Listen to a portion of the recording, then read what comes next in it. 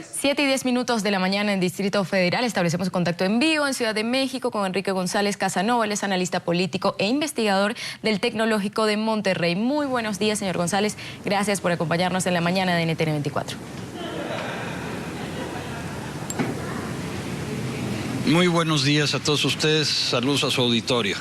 Lo primero que queremos consultarle es su evaluación sobre estos resultados preliminares. El partido de Enrique Peña Nieto, el PRI, obtiene la mayor cantidad de votos, pero no la mayoría en el Congreso. ¿Representa esto un duro golpe para el gobierno de Peña Nieto?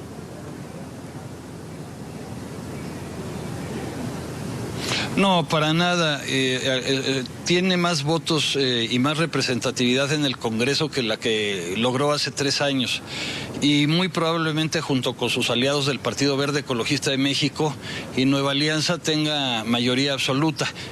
Además, desde las elecciones de 1997 a la fecha, ningún partido ha tenido mayoría en el Congreso. Entonces, en ese sentido, el patrón no se altera mayormente.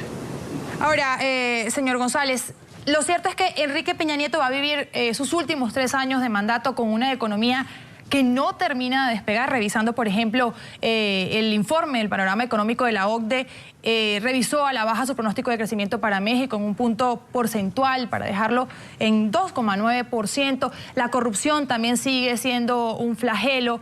¿Cómo vemos ante el panorama de los resultados del día de ayer? ¿Cómo serán estos últimos 3 años de mandato de Enrique Peña Nieto?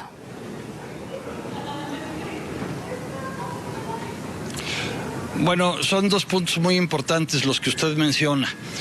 En lo que concierne al aspecto económico, definitivamente tendría que haber una serie de modificaciones en lo que concierne a la reforma fiscal, porque sí se tiene que impulsar una política de crecimiento.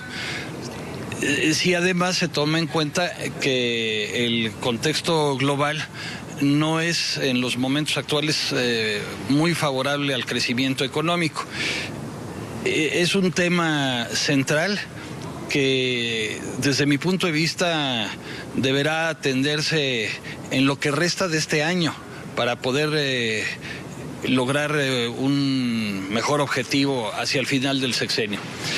Y la parte de la corrupción, se ha avanzado porque ya se aprobó una ley que la combate, pero como todos sabemos, del dicho al hecho hay mucho trecho. Entonces ahora lo que procede es ver cómo esa ley se instrumenta y definitivamente le da un giro para bien con la eliminación de determinadas prácticas corruptas que afectan no solo al gobierno federal, sino yo diría a todo el Estado mexicano.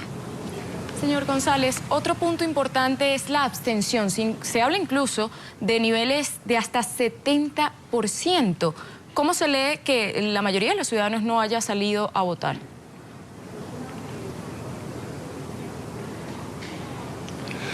Bueno, en México desafortunadamente la participación electoral cuando mejor nos ha ido ha oscilado alrededor del 60%. Es decir, históricamente y hoy hay un abstencionismo muy elevado. Ese abstencionismo siempre es más grande en las elecciones intermedias, como es la que sucedió el día de ayer. No obstante, la participación no es en modo alguno despreciable, al contrario, participó más gente de la que se suponía que iba a hacerlo. Si además tomamos en cuenta que es la primera vez que hay una campaña abierta contra el proceso electoral en su conjunto. Entonces, aunque no son los números que nos gustaría tener, porque mientras más participa una ciudadanía, es infinitamente mejor la calidad de su democracia, tampoco estuvo tan mal. Creo que el llamado de los 10 partidos a que se votara, por un lado, y luego el hecho de que en prácticamente todo el país las elecciones se llevaron en paz, son datos positivos. Esa es mi interpretación de los hechos. Estamos hablando aquí en la mañana de NTN 24 con Enrique González Casanova, analista político e investigador del Tecnológico de Monterrey, que nos acompaña a esta hora desde la sede del Instituto Nacional Electoral en Ciudad de México. Señor González, hablemos ahora del papel de Morena, este nuevo partido de izquierda liderado por el ex candidato presidencial Andrés Manuel López Obrador. ¿Cómo entender estos resultados que obtuvo Morena? Porque en muchas partes incluso superó los votos del PRD.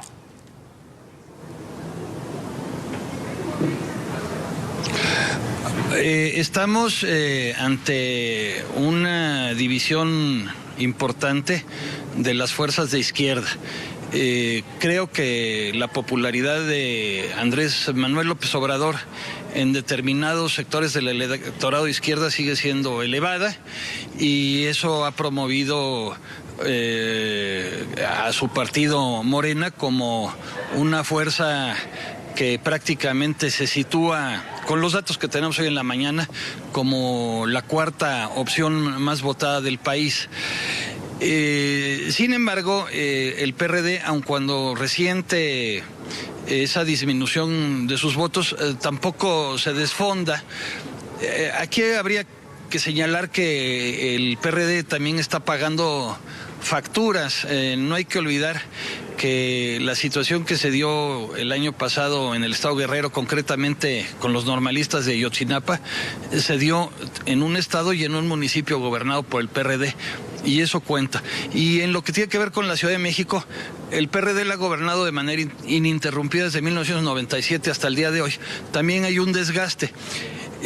Aquí lo interesante del asunto es que, sumados los votos de las opciones políticas que se sitúan en el espectro de izquierda, el número que alcanzan es muy parecido, si no es que hasta un poco más que el Partido Revolucionario Institucional.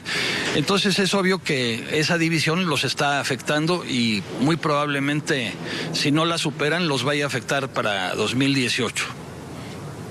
Señor González, había serias amenazas contra el buen desarrollo de estos comicios. Tanto maestros, sindicatos, como los familiares de los 43 desaparecidos de la Normal de Ayotzinapa amenazaron con boicotear los comicios. Lo lograron hacer en Tixla. ¿Qué va a pasar en este municipio donde las elecciones tuvieron que ser suspendidas?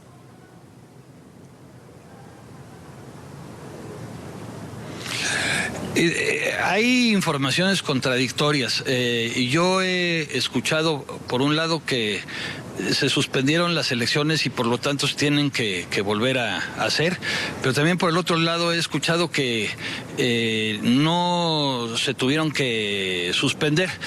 En el eventual caso que sí se suspendan, la ley prevé cómo se pueda solventar esta situación y desde luego se tendrá que convocar a un nuevo proceso electoral nada más para ese municipio.